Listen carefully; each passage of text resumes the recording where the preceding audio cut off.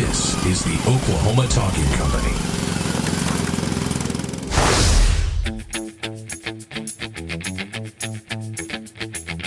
Welcome to Activate Your Strengths with Rhonda Boyle. StrengthsFinder 2.0 is an analytical assessment created by Gallup Corporation, and many people today are using it to change their lives, improve their relationships, and enhance their work experience. This is the podcast where we explore using your natural talents and gifts in your personal and professional development. And now, here's your host, Rhonda Boyle. Hey, hey, hey. Welcome, everybody, to the Activate Your Strengths show. My name is Rhonda Boyle. Jason Baffrey, I am excited to be here. It is 2016. It's a new year, a new you, and a new show. It is. Yay. And we've got our Periscope people. Let's give them a shout out and send us some love. We appreciate that. Hey, and we do want to remind everybody that if you want to catch us when we record the shows live, it's usually about 9 o'clock on Thursday morning, and you can follow Rhonda on Periscope at Activate Me. That's it. I am thrilled to introduce our guest today, Jason. I can't wait for you to meet her live and in person right here. Yeah, I'm excited. So let me tell you that she is a native of Missouri, but she has lived in Oklahoma for more than 20 years. She is married to Philip and has a 28-year-old son, and she is a health insurance agent, and she works primarily with fabulous senior citizens. And I can't imagine anybody more perfect to do that than my guest today, Miss Teresa Marshall. Welcome to the show. Thank you. I'm honored to be here. I know. We're glad you're here. So the first thing we always start out with is somebody's top 5. Now, for those of you who are just joining us, Gallup StrengthsFinder 2.0 is the assessment that we're talking about today. And they identify 34 talent themes that we all have. You have them all, Jason has them all, and I have them all, but we have them in a certain ranking order in dominance. And so we talk about our top 5 as being our most dominant talents. So tell everybody what yours are. Okay, here we go. My number 1 talent is positivity. Yes, it is. I love being positive. Number 2 is adaptability. Mm-hmm. I'm pretty flexible. Number 3 is connectedness. Number 4 is empathy. Yes. And number 5 is includer. Yes. And what an awesome set of talents they are. And in fact, I'll just let everybody know that all of them are in the what we call the nurturing or relationship building domain quadrant. Yep. You're all about building relationships. Now, let me ask you this. Now, how did you find out about the test? I believe I ran into you or met you through a networking event. Mm-hmm. Don't remember exactly which one, but I'm pretty sure that's where it was. Well, and you know what? We were thinking about it last night when we were talking, and it's been 2 years. It's been a while. Man, time flies. I know. I can't even believe it's 2 years. Now, tell me what your first reaction. I mean, you took this test that I had gotten you all excited about finding out what your strengths were and where your power source is, and you took the test, and what was your first your experience? My first thought was, well, this has got to be wrong because I hate these talents. These can't be talents. I saw them as weaknesses. And so I was really hoping when I came to the basic that you were going to enlighten me that, yeah, they weren't really like that. It was something different. You know, it's kind of different. I was really not that. But no, apparently I found out I was that, but I've learned to love them over Right, but it's taken some time. And I remember when the first time you ever came into a workshop working with Activate Your Strengths, you stood up and you told your top 5 and what you thought about them, and you said, I hate them. I hate them. I know.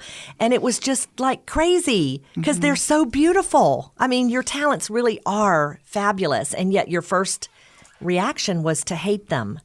And in fact, you spent the next year, what? In denial, pretty much, running from them.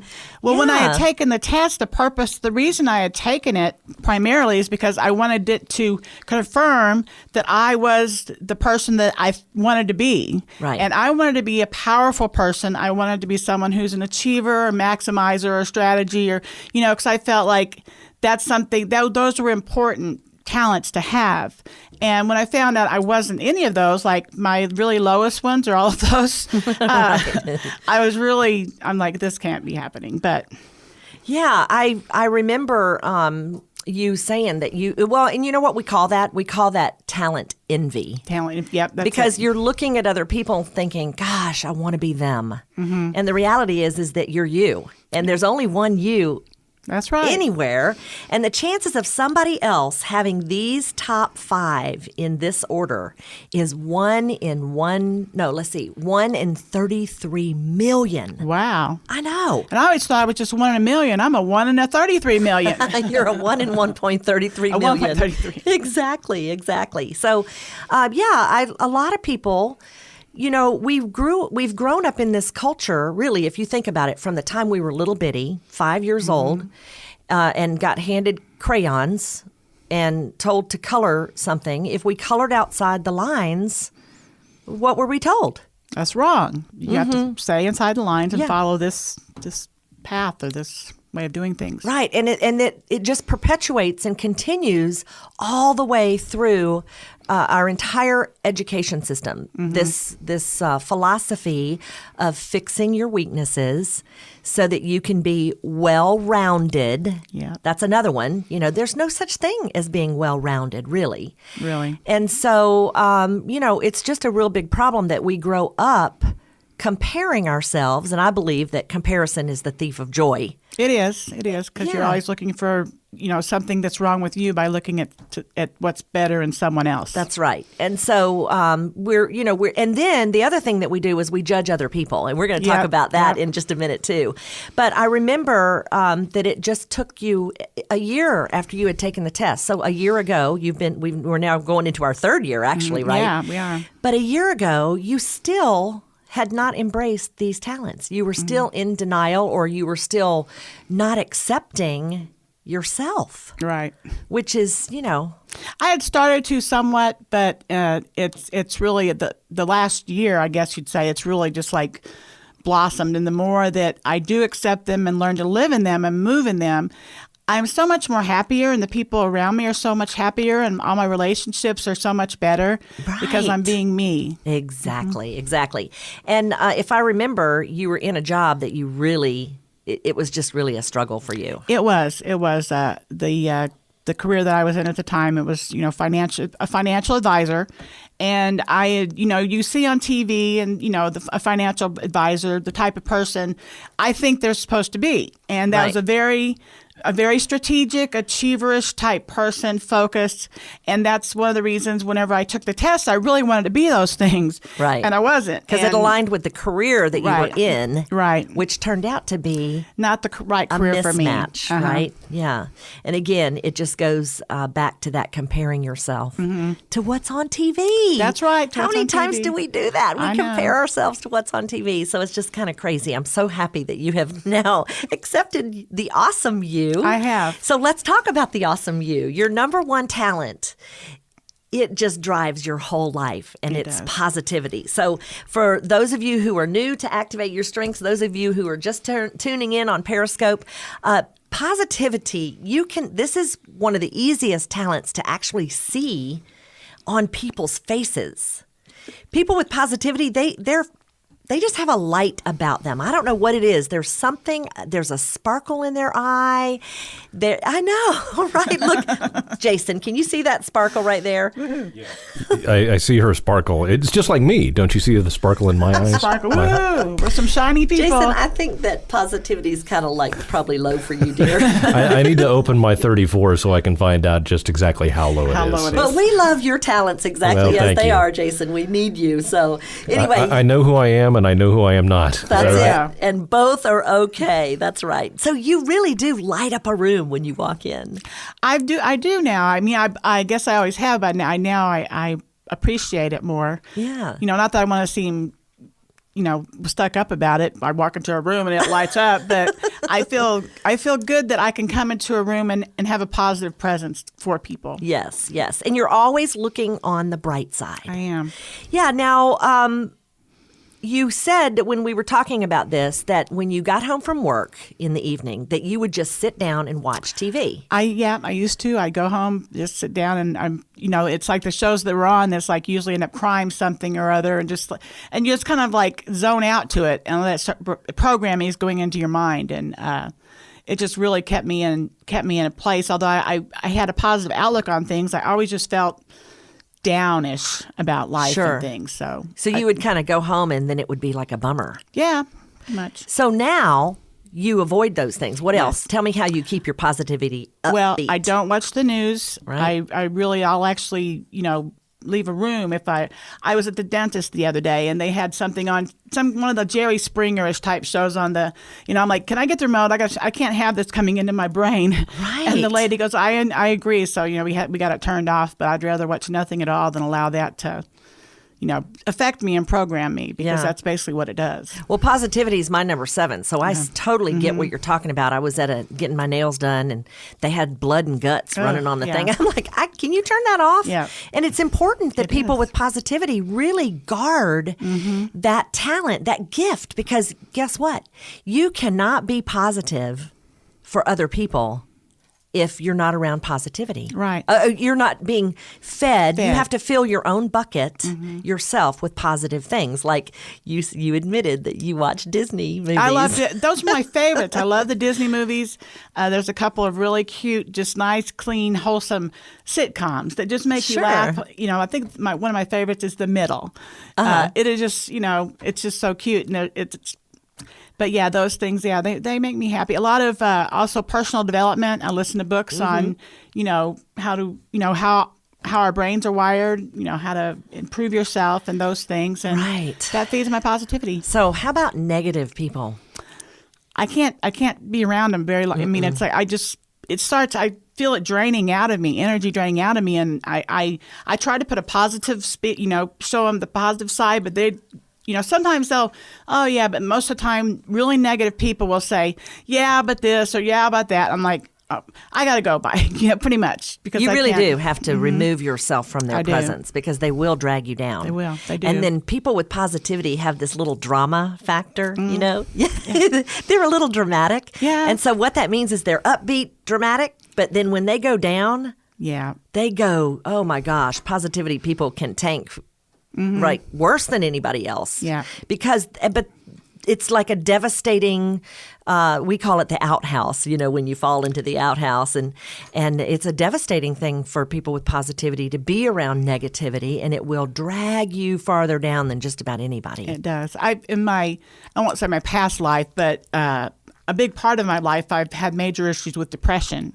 And now that, I've learned more about my positivity and who I am, and started cutting out those influences like the news and TV and situations, getting away from negative people, I don't have those issues hardly near as much as I used to. But I used to be almost end up in bed for a few days because I was so depressed. Yeah. Hey, Rhonda, can I throw in a question here? Please. Because that piqued something with me.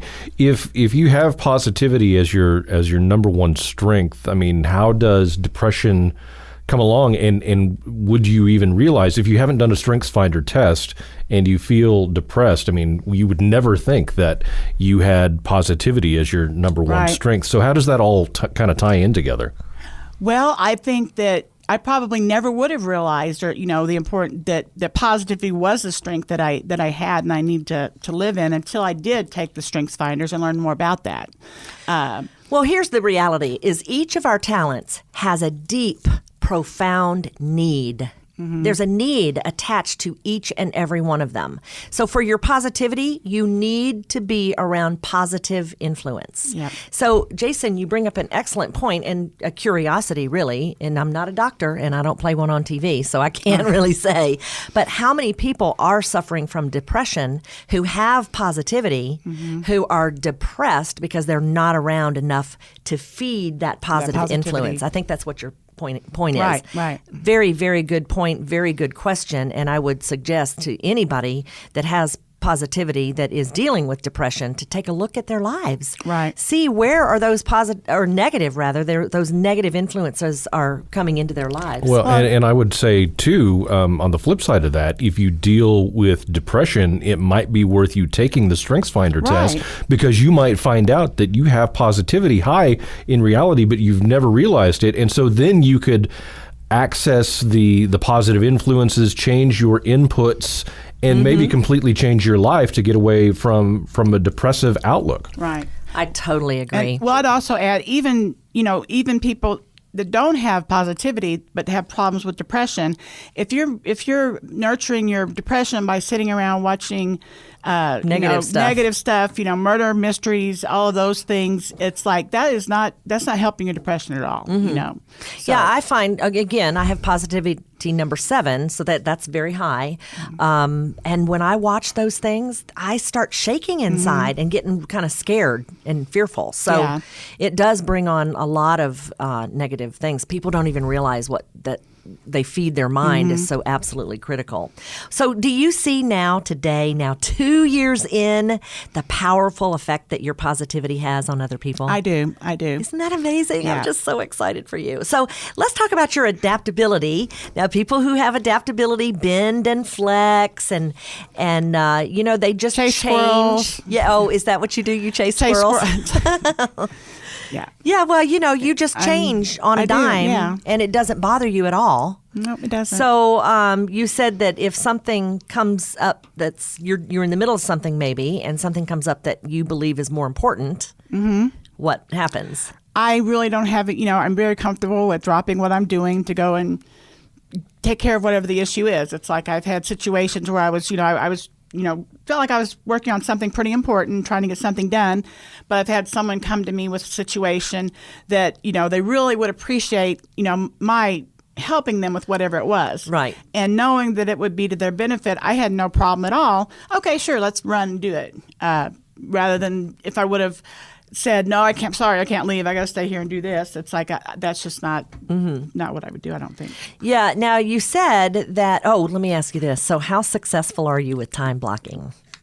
I'm not very great with time blocking. No. It's like I've tried it and I feel almost like I'm in I don't want to say in jail, but I feel like I'm almost being it does I'm in feel like jail of some sort. Oh, I have to stick to this. But, Rob Stone, he gave me a really good way, and you mentioned this too, way to look at that is you mentioned having windows, but also Rob said have the blocks, but maybe don't have them the same time every day. Don't do this. It's that's a possibility you have too. to do this and this. Well, do this at 2:00, and then tomorrow do it at 10:00. That way you're getting your adaptability and variety, but you're still being somewhat responsible and doing things you're supposed to do. Right.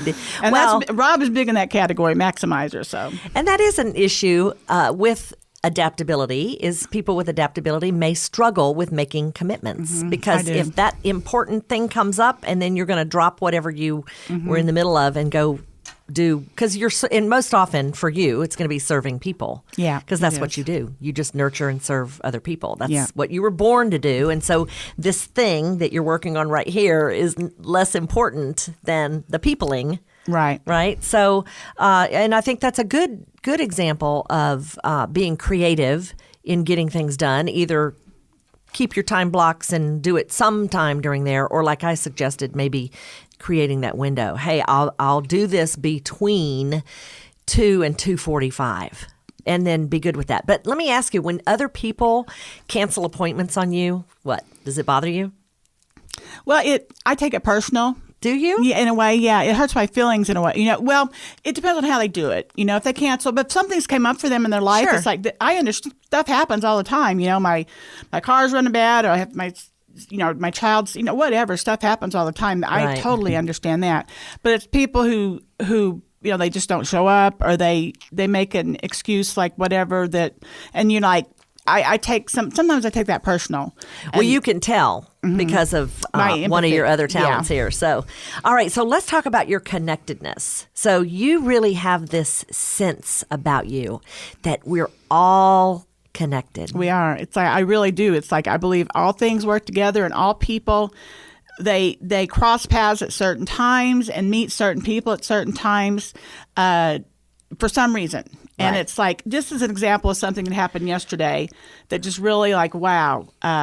I spoke with a man on the phone whose wife had passed away just recently, and he was calling about insurance. And he was Native American, and he was talking about, I asked how you heard about us, and he goes, well, it's kind of interesting.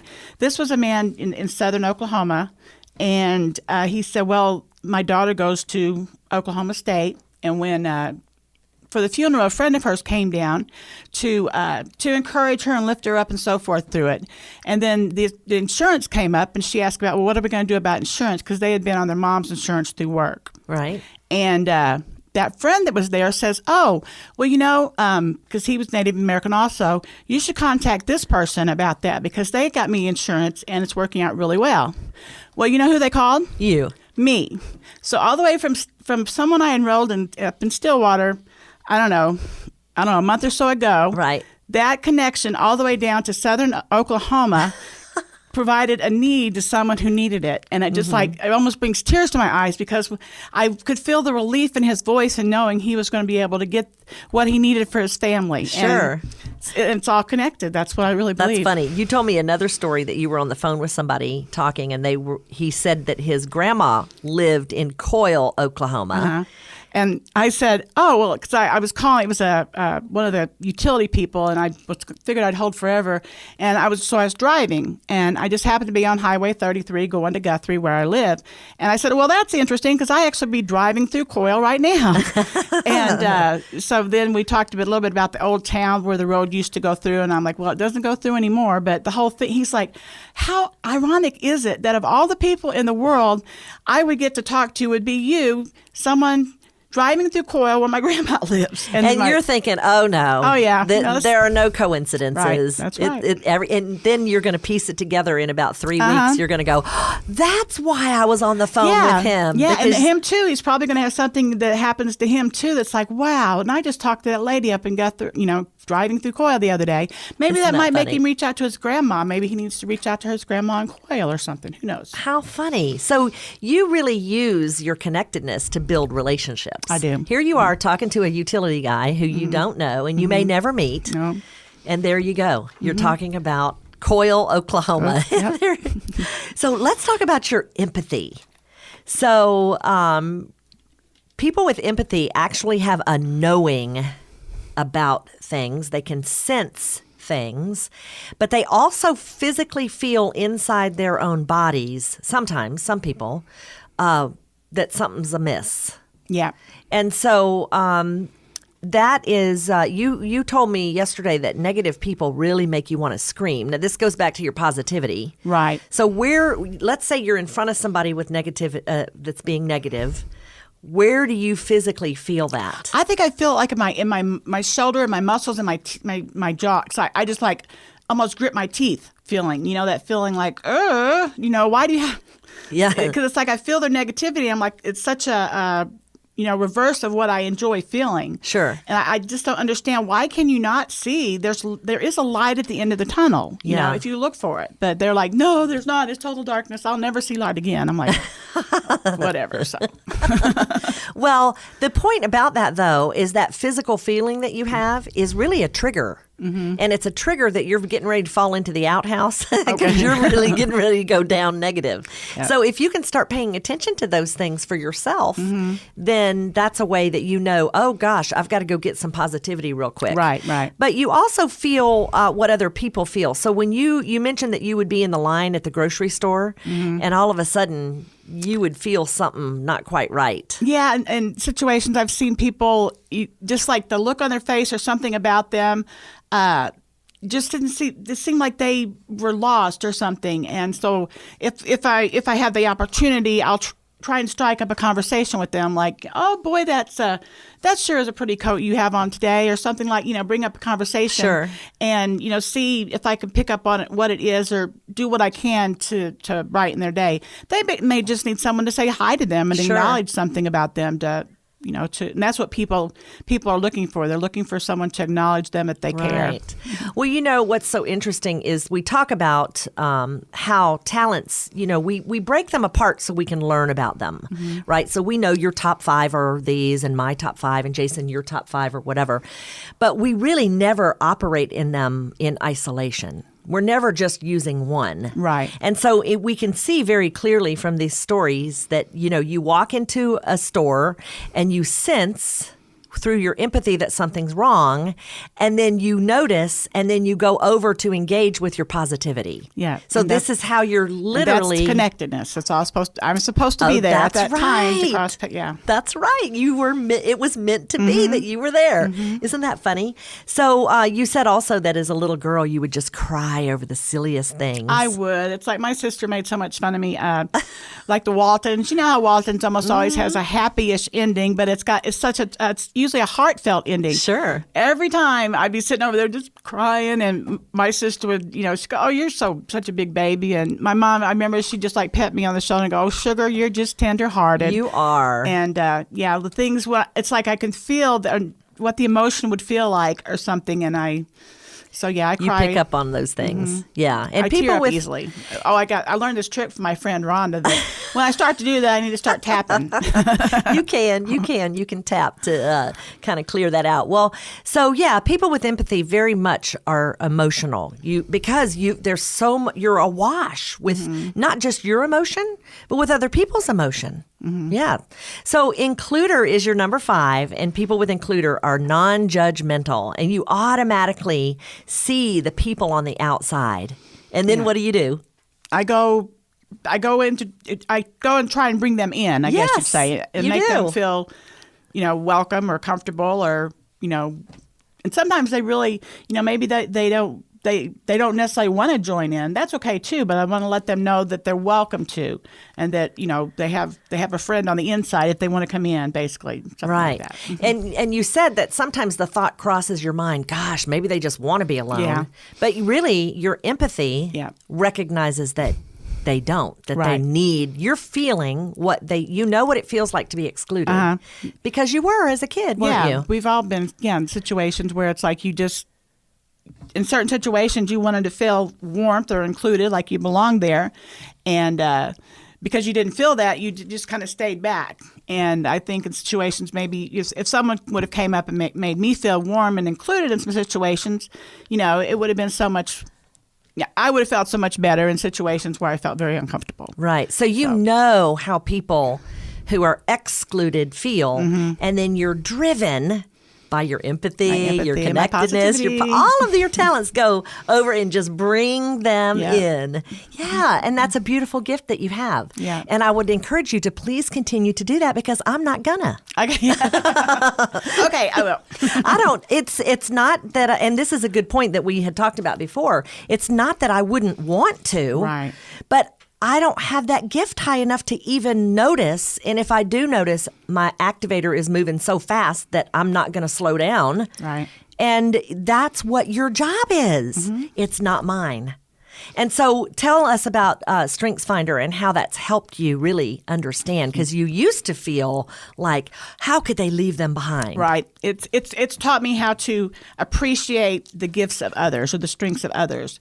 Whereas, before StrengthsFinders, I really would, I hate to say I judge people, but we all do. Think people like that were heartless, or how can they be so cold and calculating, or, how can they just be so stuck in a book? Don't they have any feelings? Don't they have life? And I really appreciate that, because those are talents that, although I might judge that person for being like that, those were the same kind of talents I was wishing I had. Right. Remember the analytical, the achiever, those types of strengths were the ones I wished I had. But yet, whenever I see someone walking in those strengths, I would judge them like, well, they don't even have a heart. Where now I really appreciate that. Isn't that funny? Yeah, we're always looking out of our own eyeballs. I like to say that, and it's true. And we're judging and comparing, and because this is our only view right here. So StrengthsFinder really gives us the opportunity to take a look at other people and think, wow, look at how they do that, instead of saying that they're wrong, which is what we tend to, and we are right, which is what we would like to really do. Well, and if you turn it around, them looking at their eyeballs, looking at me, they're probably like, what is her problem? Why is she so flaky? Or why is she, why doesn't she just stay focused and get on a track and, stick to the plan and this and that? And I could see how they could see look at me the same way. Yes. And so But that's just the that's way. why we're all individually who we are. Yeah, and we're all different. And if we all lean the same way, the world would just keel over. It would. It'd just fall right I over on its know. side. That's right. That's right. So I am so happy that you came and joined us today. Thank you so much. It's just wonderful hearing how your talents work together and how you have finally come into who you are and accepting that. And so you want to tell everybody how we can reach you? Well, you can reach me by phone. Okay. My phone number is 405-714-3138. Yep. And that's if anybody wants to have health insurance, Well, right? okay. Well, if anyone wants to have health insurance, they can call 405, either one. They can call that one or 898-7488. I am with the most awesome health insurance company called Insure It Forward. Okay. We've heard of Pay It Forward. Well, Insure It Forward. A big portion of the profits go to help different charitable organizations, and that fits right in with your it connectedness does. and your It whole does. heart, doesn't it? Yeah, That's and beautiful. We help people understand and enroll them in Obamacare since it's so Awesome. required. Or that I'm on Facebook, Teresa Marshall. Yeah. Or Out and about in the market. out and about. Yep. out and Okay, about. well, thanks for joining us today. And you've been listening to the Activate Your Strengths show. And my name is Rhonda Boyle. You can find me at theyellowsubgroup.com. And you can join our Facebook group at Yellow Subgroup. And you can find me on Twitter at Activate Strong and on Periscope at Activate Me. Thanks for joining us, everybody. Go live in your strengths. Bye-bye. Activate Your Strengths with Rhonda Boyle is a presentation of Oklahoma Talking Company. Learn more and listen to other great programs at oklahomatalking.co.